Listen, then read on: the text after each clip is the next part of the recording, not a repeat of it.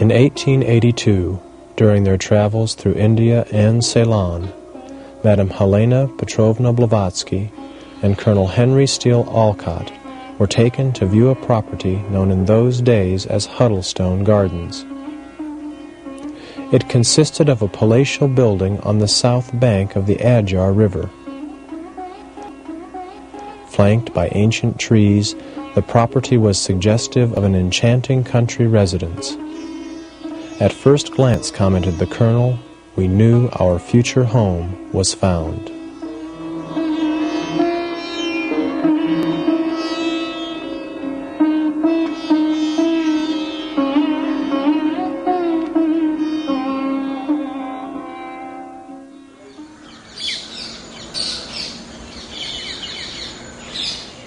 People often ask why Madame Blavatsky and Colonel Alcott decided on India as the home for the Theosophical Society. They chose to settle at Adyar, which at that time was a small and undeveloped suburb of Madras, located along India's tropical southeast coast.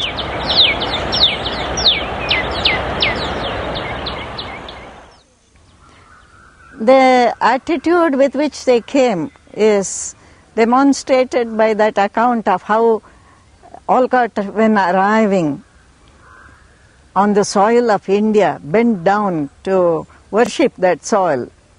They felt that from India had gone out a great deal of wisdom, which is even now contained in the profound teachings not only of the Hindu tradition but Buddhist, Jaina and so on. There was a spirit of tolerance as well here, of universality. India gave a place of shelter to many different people. So since that time it has not merely been the administrative headquarters, but what people have called a flaming center. That means a center from which a spiritual force can flow out into the world. I have heard that when HPB went to the headquarters building, she came down after going up, she declared the masters want this. Therefore the center, I think, has an importance which is not merely that of its physical beauty, but of something else which impregnates it. Perhaps it has the conditions which make it favorable for the forces from higher regions to get concentrated and to flow out. HPB and Colonel Alcott sailed for India from New York City in December of 1878, 3 years after the founding of the Theosophical Society. With a short 2-week stay in London, they finally landed in Bombay 2 months after their United States departure, hoping to establish a base from which to explore and spread theosophical ideas. From Bombay, they would travel, speak, and write almost non-stop for the next 3 years before discovering the Society's new home. Their popularity grew rapidly. People who had heard about them but had never seen them before felt that some new light was coming.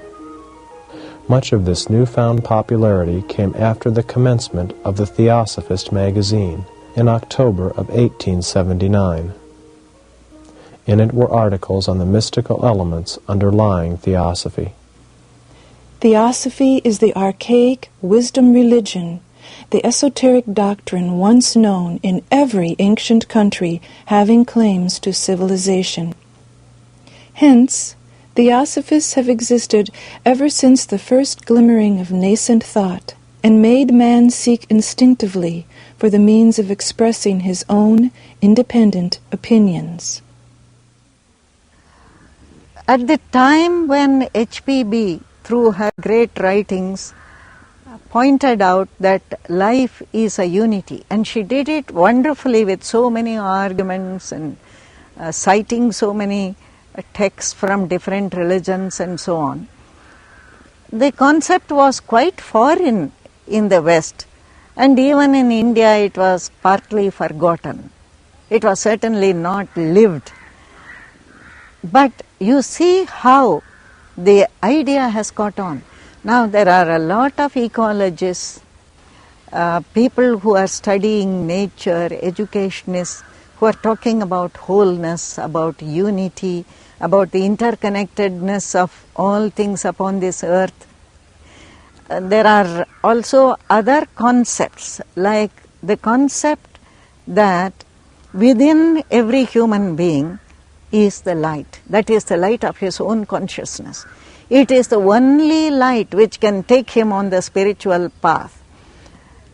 If you show a beautiful sunset to a blind man, he cannot see it. But if something helps him to become free of his blindness, he can experience all that glory. So it is something like that. Each person has to purify his consciousness, bring clarity, depth, subtlety to it, and therefore he is not dependent totally on gurus, teachers, scriptures, churches, hierarchies. He can bring all this out of himself, which doesn't mean other things cannot help. But this principle of non-dependence is very important. Not to become a slave within the framework of a particular religion or an ideology. Both the fanatical devotee of religion as well as the political ideologist are not free. But this inward freedom to search, to seek, to find the light within oneself, I think is very important and is fundamental to the work of the society. By the spring of 1882, the Colonel and HPB were in Calcutta towards the end of their second major speaking tour of India. From there they traveled by sea south to Madras, where a delegation of people awaited them. While there, Madame Blavatsky would decide to make Adyar the Society's new home. She displayed her love for the place in a letter to her Aunt Nadia. It is just wonderful here. What air, what nights, and what marvelous quiet. There is none of the city bustle and street yells. I am sitting down and writing, and gaze over the ocean, sparkling and shoreless, as if alive.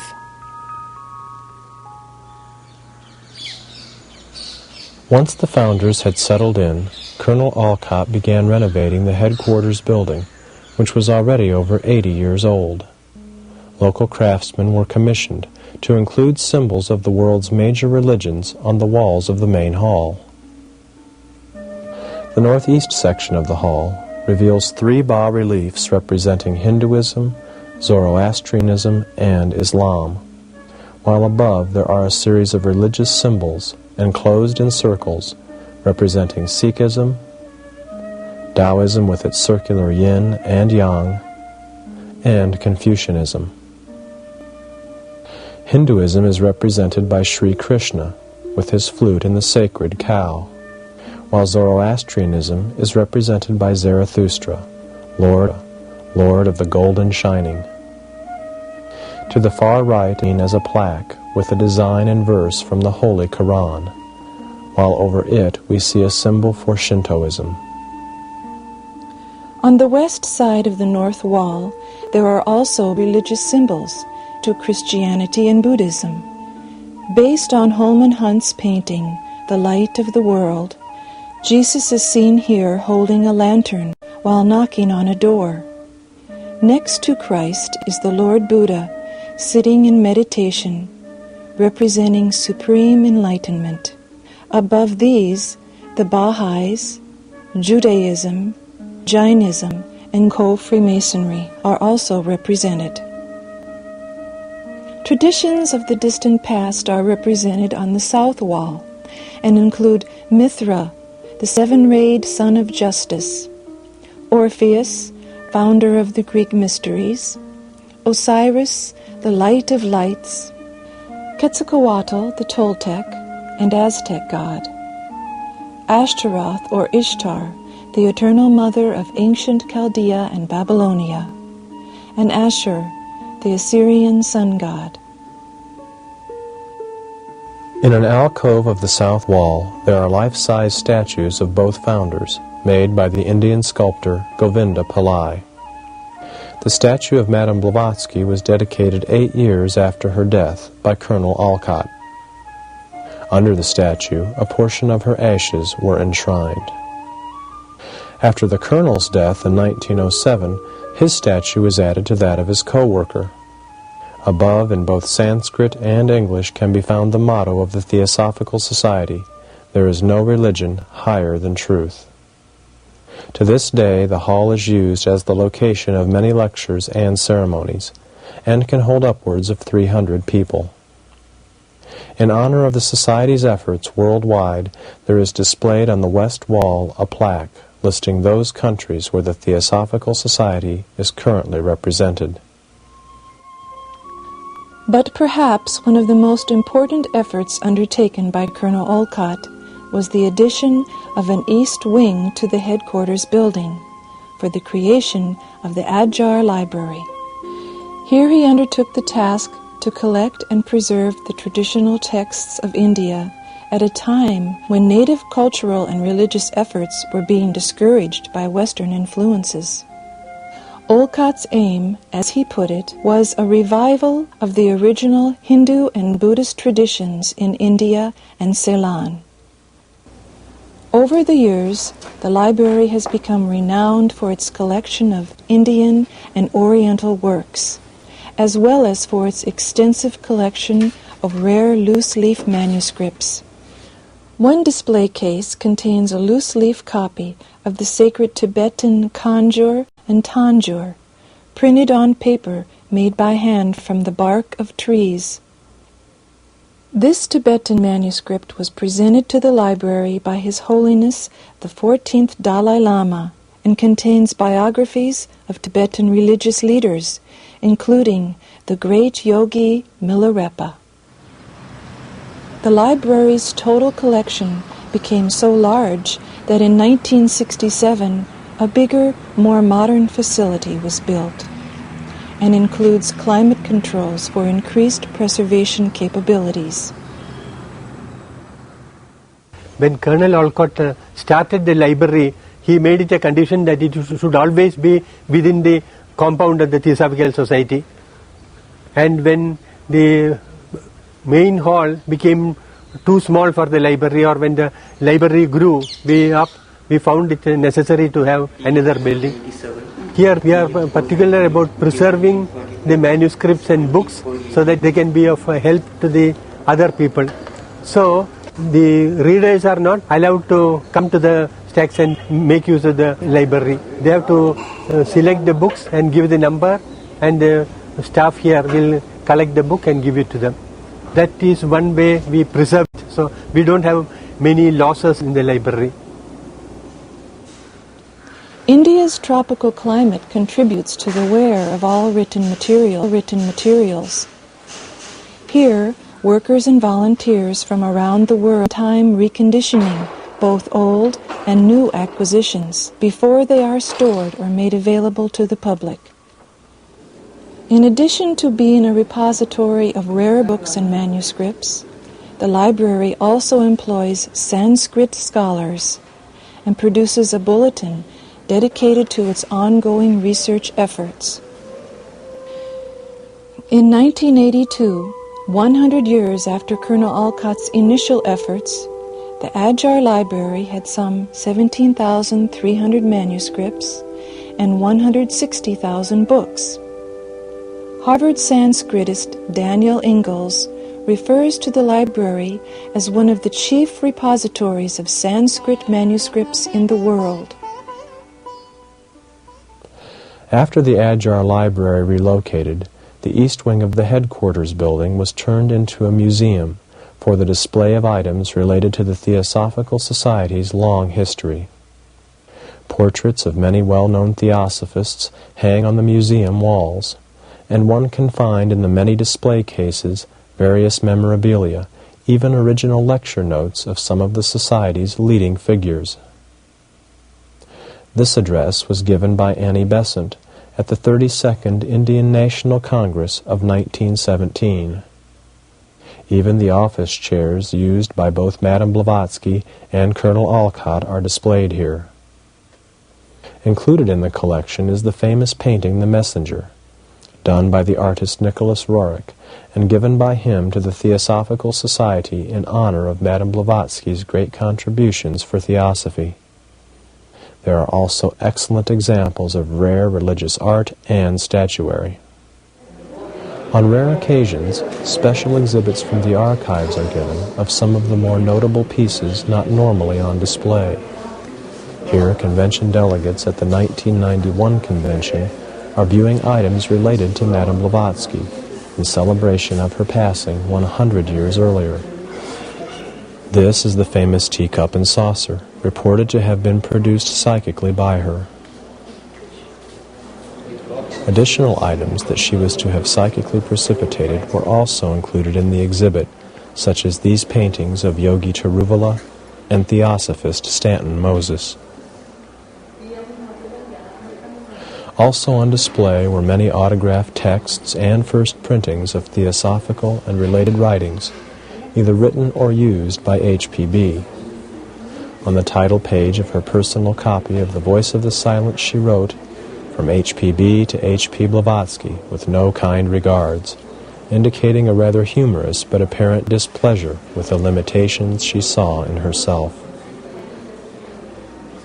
This is the proof of the first cover of the Theosophist magazine. It was in the ongoing publication of this journal that Blavatsky spent so much of her time in those early years at Adyar, as both writer and editor. The editorial office for the magazine is currently situated in the southeast section of the main headquarters building.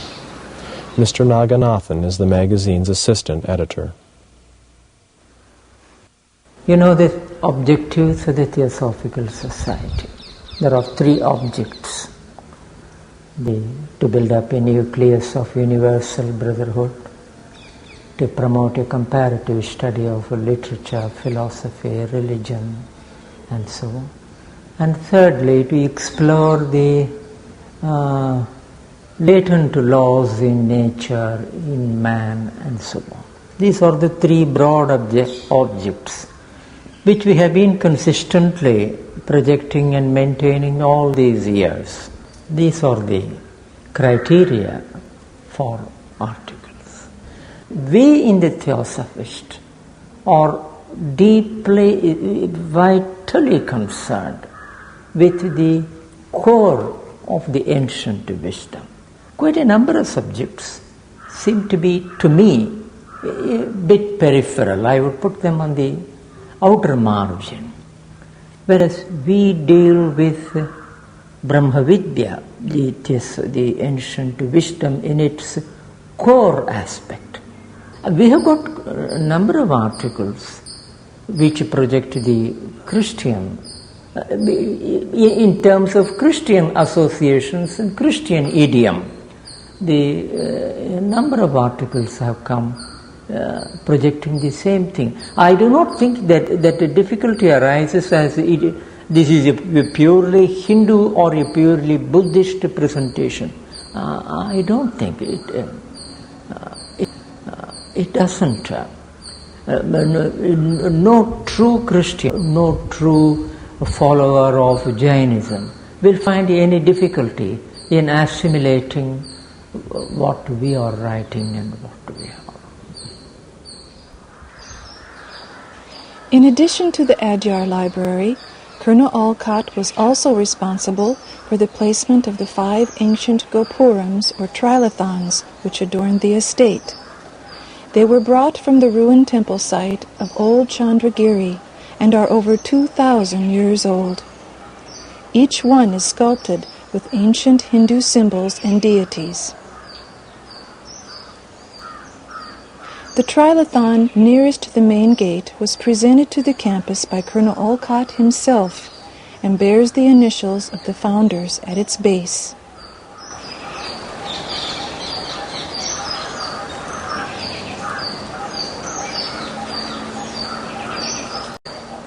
Visitors to the estate today, however, will see a very different place from the one the founders knew in their time. It was when Dr. Besant became the president in 1907 that she began expanding the estate, and that happened very rapidly. She said it was necessary to buy more land in order to protect the society, and we see how good that was, because now we are encircled completely by the city, which means there is noise, there is crowding everywhere, and we are well protected, which wouldn't have happened without that expansion. When Mrs. Besant began as president, the estate consisted of only 27 acres of land. In the short 2-year period from 1908 to 1910, the 4 areas known as the Alcott, Blavatsky, Besant, and Damodar Gardens were purchased. She wanted an international center large enough for future expansion of activities and for those members who might come and volunteer a year or so of their time for theosophical study, meditation, and work. With this in mind, the very large multi-unit complex called Leadbeater Chambers was built in 1910. Guests from Western European countries, as well as Australia, New Zealand, and the United States, usually stay here. Each apartment is large enough to accommodate several people during busy periods of the year. For example, when the School of the Wisdom is in session, and during the annual convention held in December. With southern India's year-round heat, the high ceilings along with the ventilation ports and overhead fans are much appreciated.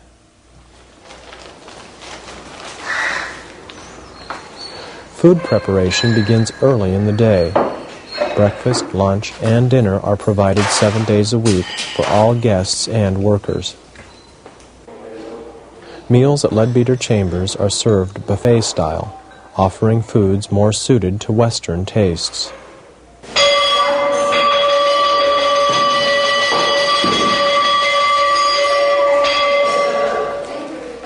The bell sounds 3 times daily, in the morning, at midday, and in the evening, signaling to everyone that the meal is ready.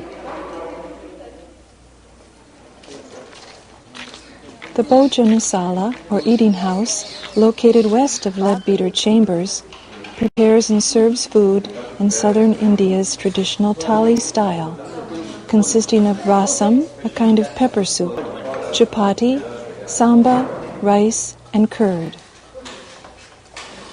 Across from the Bhojanasala are the Eastern-style living quarters located in the quadrangle complex.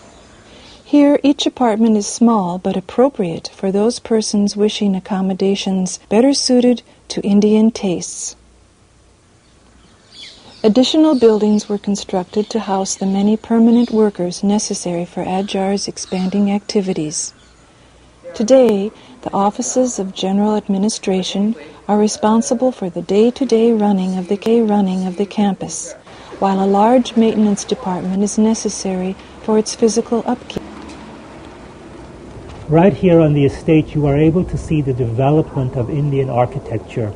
The main headquarters building that goes from the beginning of the 18th century to modern structures like the Theosophical Publishing House building that was created in the 80s. You are able to see a development of the old Anglo-Indian style into the more British bungalow, and then you are able to see the development of purely Indian styles in the smaller buildings, like the Bhojanasala. The Leadbeater Chambers was the first poured concrete structure in India. Some of the building sites in the campus also have interesting histories. Upstairs from the main hall of the headquarters building are the offices of the president. While at Adyar, Madame Blavatsky both lived and worked out of this room. Later, it was turned into the main office of the president, where the many difficult tasks associated with both the campus and section affairs worldwide are handled. This is the roof of the headquarters building just outside the President's office, where the Mahatmas Maurya and Kutumi are supposed to have appeared. From here, one enters the apartment where both Colonel Alcott and Annie Besant lived. The furnishings, such as this daybed, are those used by Mrs. Besant. The solarium section, located on the east side of the apartment, afforded her a wonderful location for study. From her windows, she had a beautiful view of the Adyar River.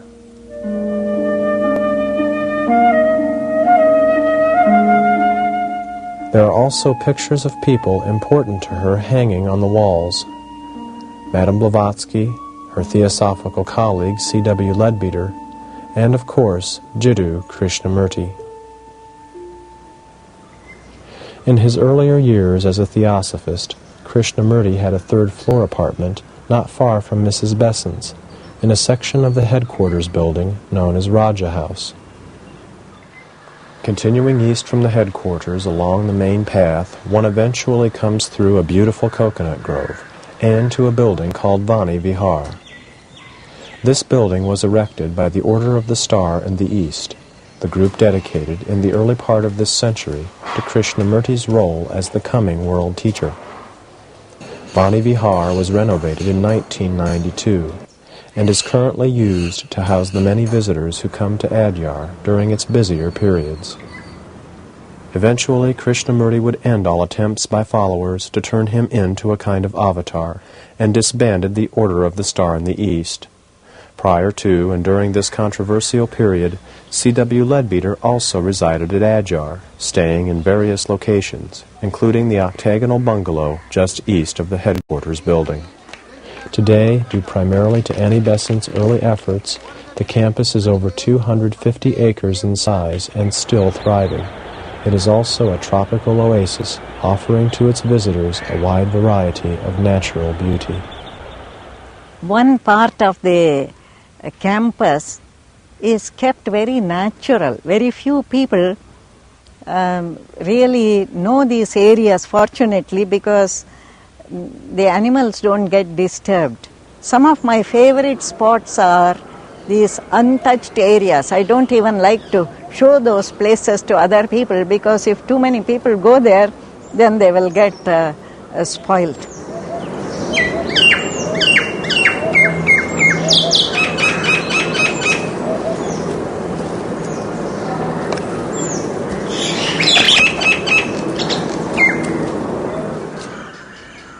Then, of course, if you go up high on some of the buildings, up on Leadbeater Chambers, right up to the top, or above Alcott Bungalow, even the top of the headquarters building, you get this view of the sea and the river and all the wooded areas with some of the buildings showing up.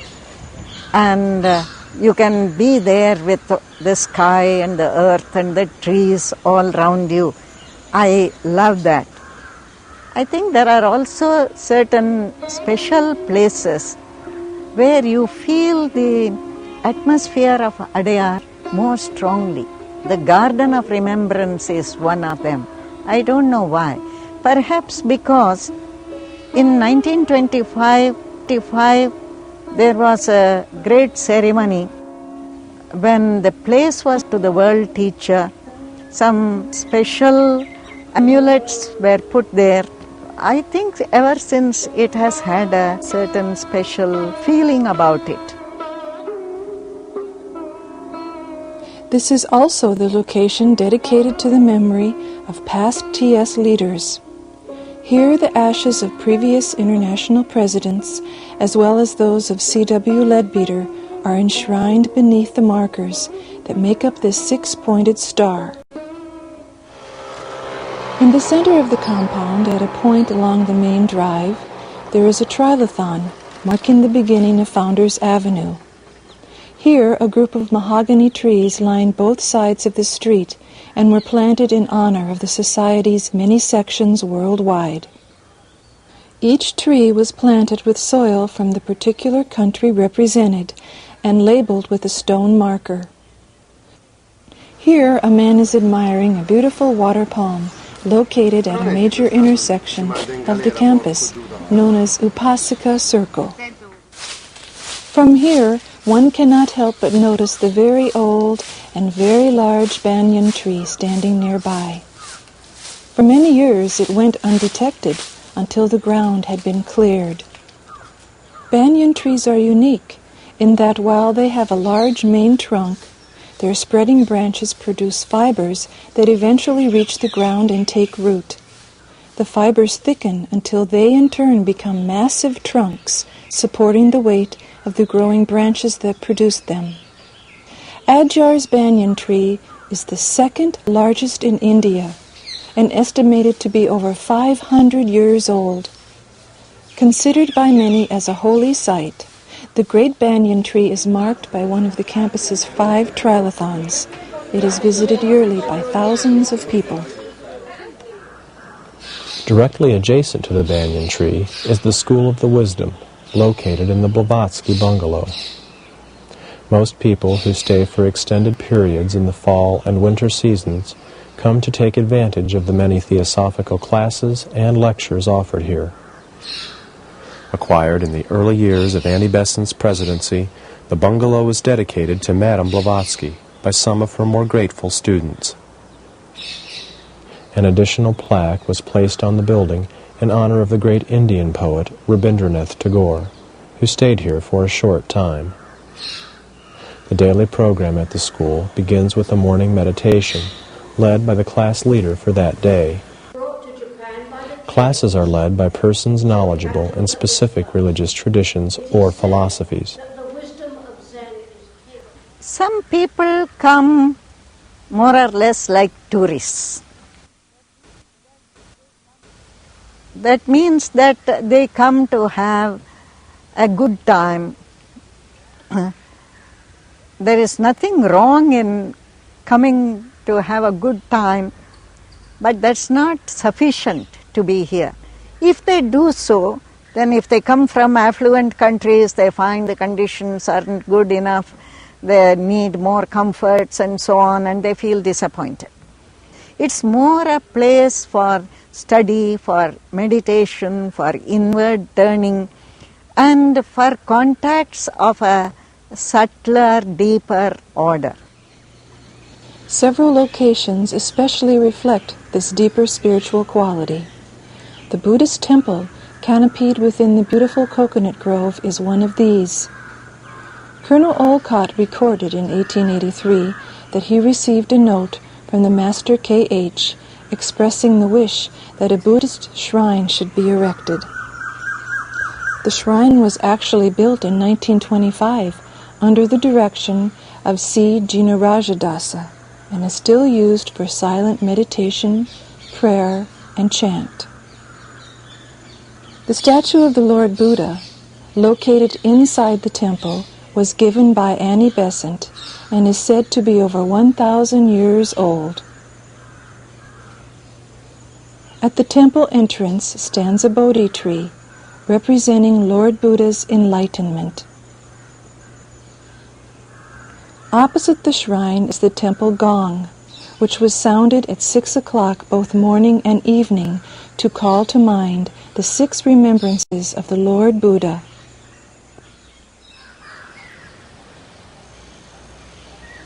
Adjacent to the Buddhist temple, along the main path, is the Alcott Memorial, marking the spot upon which the funeral pyre of Colonel Alcott was erected. Here his body was given back to the elements by fire on February 17, 1907. 2 walls sweep round in a circle and enclose the exact location upon which the logs were placed.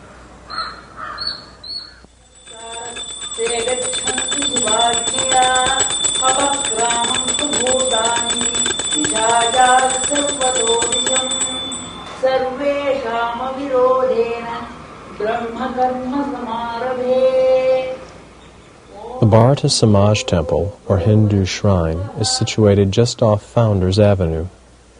Here every day at sunrise, devoted worshippers perform the powerful Bharata Samaj Puja. This Hindu temple as such, you never find anywhere else. They call it Vishnu temple or Shiva temple only. When we say Hindu temple, it is something special because it contains all the Hindu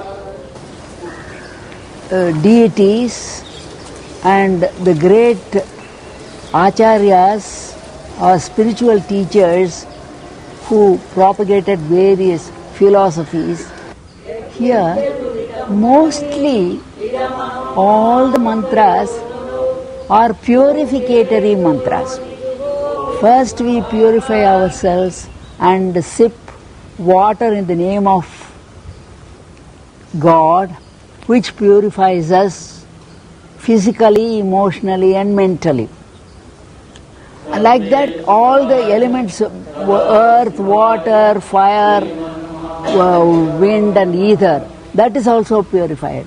We make a big invisible temple of power with our will, with all the mantras, with our great devotion, and then we open it up and all the forces in waves goes into the whole world to benefit all creatures and make them pure and progress in their life. Christians are free to take advantage of the services offered at the Church of St. Michael and All Angels, located just north of the Adyar Library. Here, services are held according to the rites of the Liberal Catholic Church. High Mass is held every Sunday morning, and as might be expected at a theosophical center, is attended by persons of various faiths. In addition to the high altar, there are 2 side altars, one of which is dedicated to the World Mother under her Christian designation of Holy Lady Mary.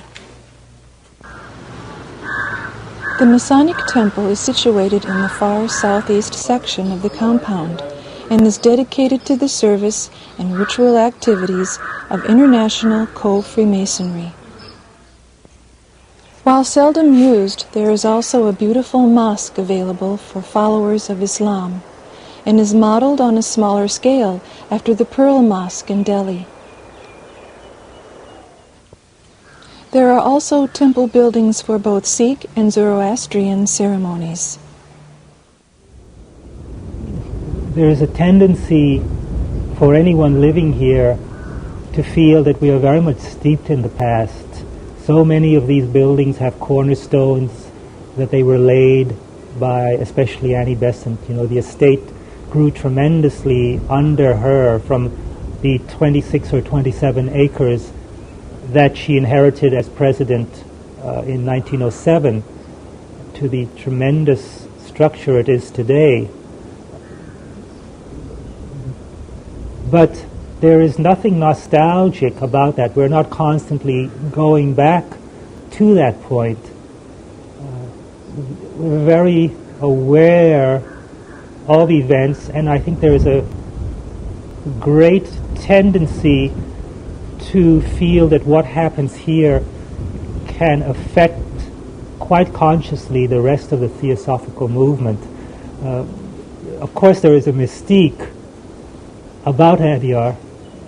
There is a tendency, almost a romantic tendency among the members to look at it as a flaming center, the great heart of the TS. But when you think of the immense amount of practical work that goes on here and the tremendous drive of the people who head departments. 2 of the permanent activities, started in Annie Besant's time and still going on at Adyar, are the printing and the sale of the many theosophical materials through the Vasanta Press and the Theosophical Publishing House. This publishing house has been in existence for almost 100 years now, under 2 names. Originally it was called the Theosophist Office, and later on it has been termed as the Theosophical Publishing House. and we moved into this new place about 3 years ago and started functioning. At present, we have about 250 titles on theosophy, science and philosophy. We have an editorial board who are responsible to scrutinize any manuscript we receive for publication, and then on the basis of our acceptance, then we go ahead with printing of it. We have our own printing press in the Theosophical Society, and all our books, all our magazines are printed by the press which is called the Vasanta Press. The Vasanta Press began in 1907, when members of the esoteric school of the Theosophical Society purchased a small hand press and supply of type for the publication of its materials. The small printing operation was eventually sold, but later purchased by Mrs. Besant from the Vasanta Institute. The Institute formed in response to Mrs. Besant's political efforts for India. The word Vasanta comes from those individuals who worked with her, and is the Indianized form of the name Besant. The press has kept the name Vasanta ever since. In past years, both the press and publishing house activities took place in what is now the General Administration Building, located near the main headquarters. Today, the expanded operations of the Vasanta Press include not only the printing of the many theosophical books and periodicals, but also all departmental forms necessary for Adyar's daily operations.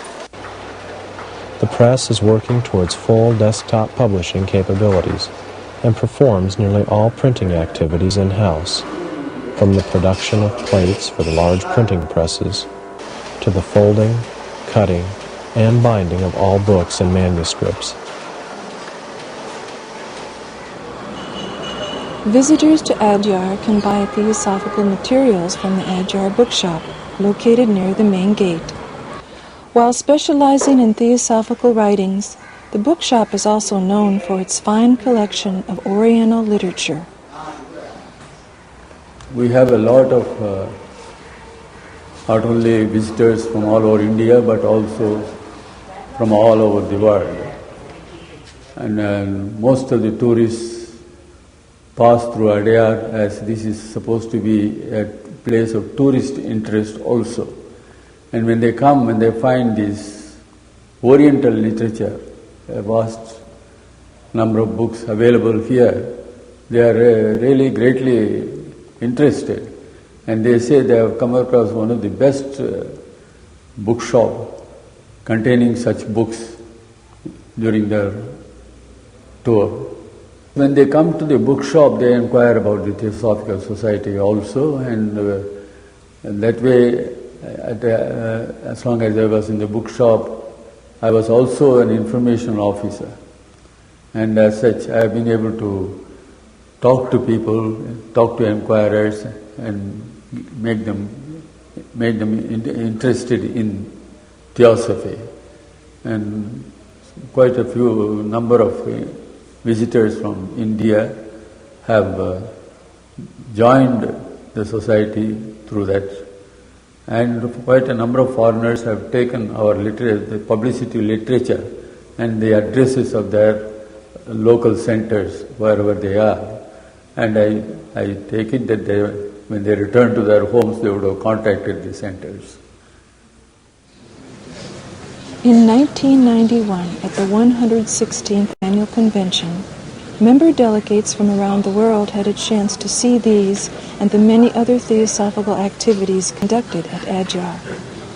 But what about community service? It is often said of theosophical centers that their focus is too intellectual and self-contained. That isn't true of Adyar. There is a great deal of practical work done here. In the Alcott Memorial School, we have more than 700 boys and girls from the poorest level of society, really deprived children, and they are being really given the best possible education. and provided with all the facilities, and I think many of them go away with a new sense of dignity and feeling happy with the education they've received.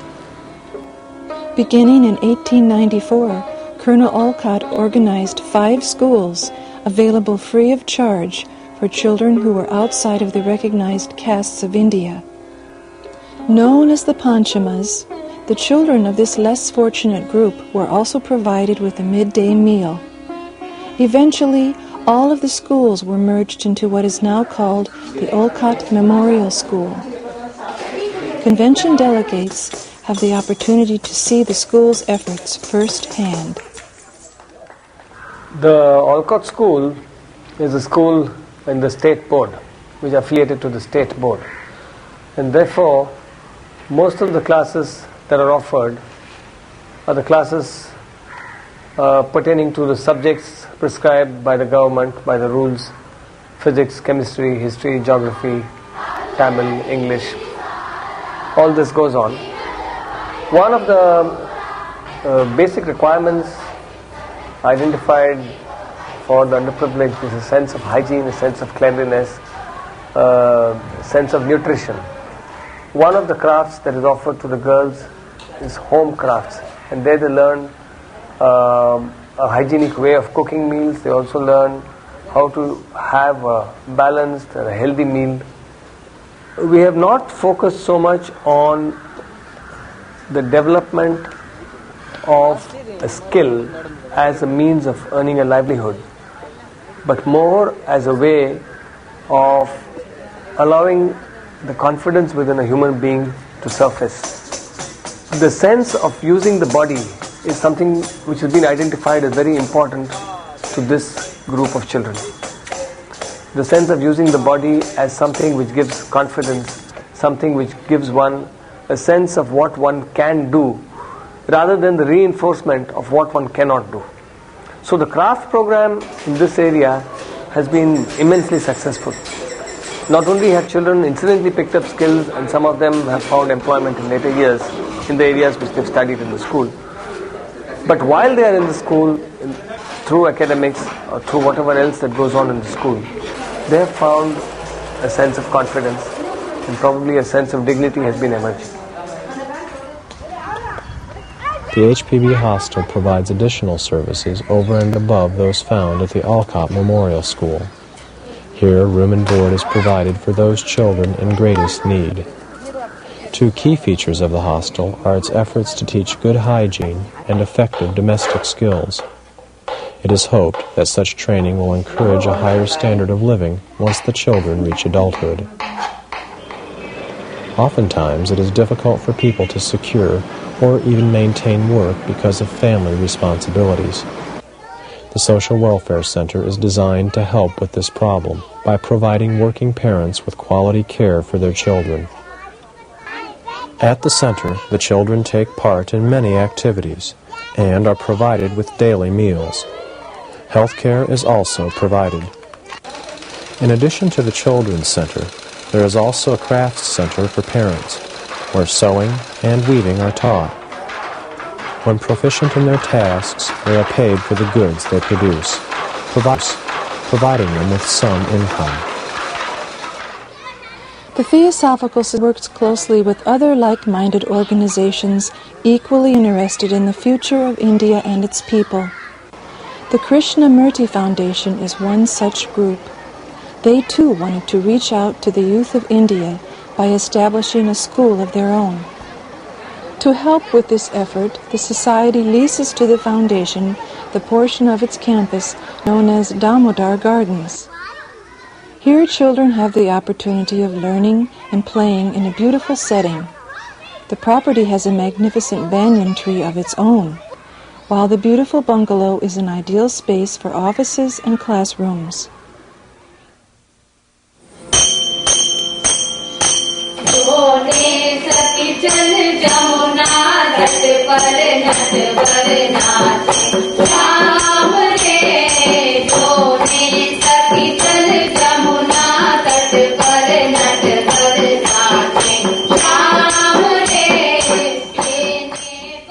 Young people from both the Alcott Memorial School and the Krishnamurti Foundation School performed for the delegates attending the Theosophical Convention. Traditional music of India was featured, complete with ritual costume, dance, and song.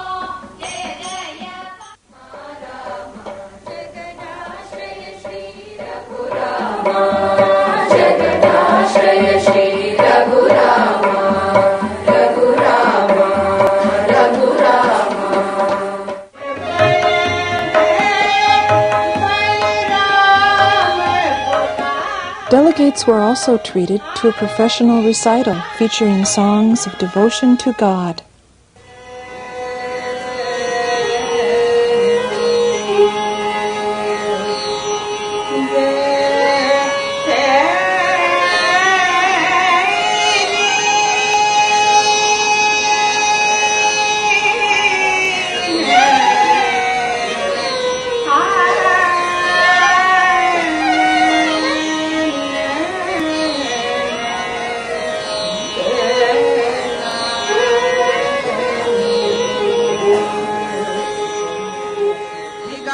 भेषजं शन्नो अस्तु द्विपदे शञ्चतुष्पदे ॐ शान्तिः शान्तिः शान्तिः. The convention began with the customary prayers of the religions given by section delegates from around the world. The President completed the ceremony by leading everyone in O hidden life. O hidden love, embracing all in oneness. O hidden love, embracing all in oneness. May each who feels himself as one with thee. May each who feels himself as one with thee. Know he is also one with every other. Know he is also one with every other. Please be seated. The convention was celebrated as the International Year of HPB and featured speakers from India, the countries of Western Europe, Asia, New Zealand, Australia, the United States, West Africa, and Brazil. With the fall of the Iron Curtain and the beginnings of a new Russia, the event seemed especially meaningful. Events of the Year of Blavatsky, which is now so beautifully and gorgeously is completed. Russian delegates from the group Peace Through Culture were in attendance and were asked to speak to the Theosophical Convention. To help with Russia's newfound interest in HPB, the Theosophical Publishing House reprinted 1,000 copies of Helena Rorick's Russian translation of The Secret Doctrine and presented them to the Russian delegation. But in addition to all of these theosophical efforts, it is important to examine the many indirect ways in which Theosophists have influenced India and surrounding countries. Theosophists were among the first to break down the caste system, which had become a terrible burden on Indian society. It was here that you could find high-born Brahmins sitting together and having lunch, very near here in what used to be called the community kitchen, with people who would have been despised earlier.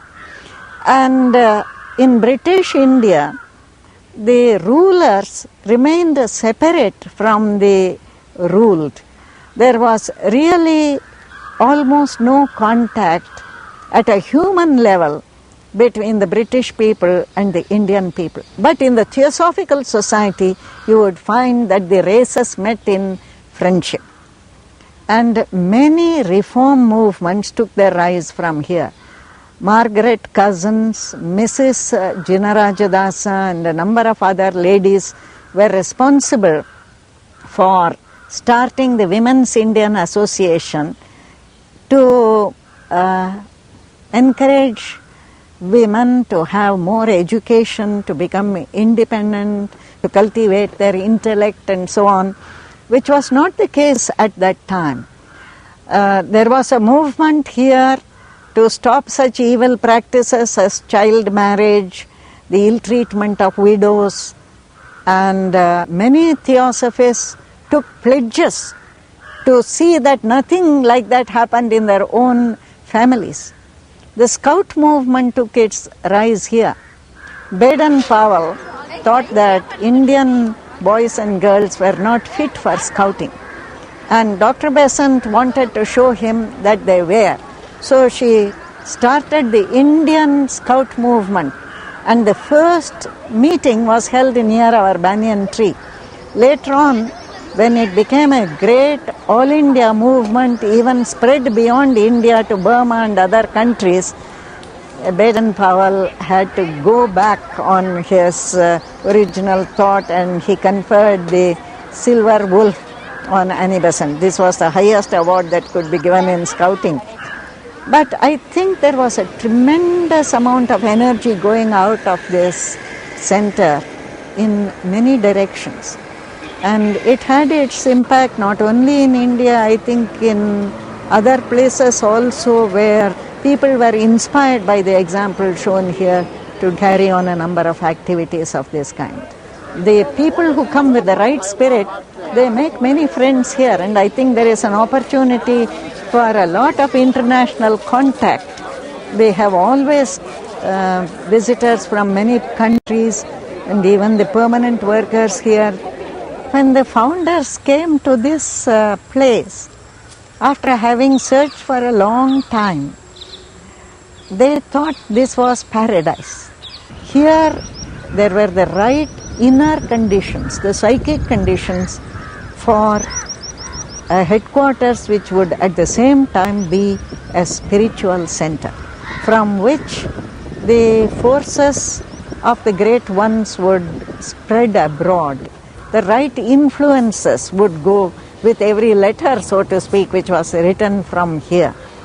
So I think we don't need to feel pessimistic about the work which the society has done.